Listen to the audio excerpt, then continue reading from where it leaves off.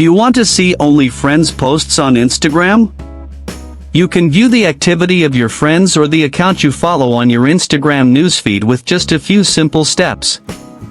Hello everyone, welcome back to our new video.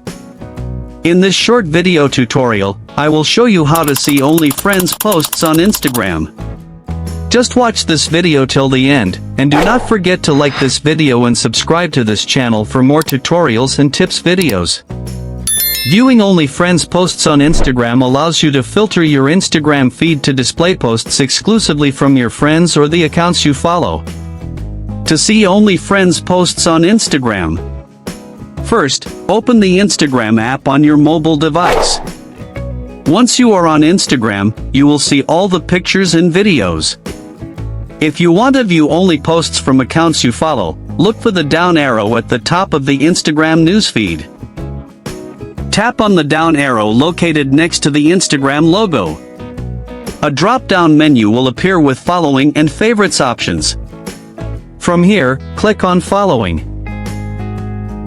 Now, this will display all the videos and photos from the accounts you follow.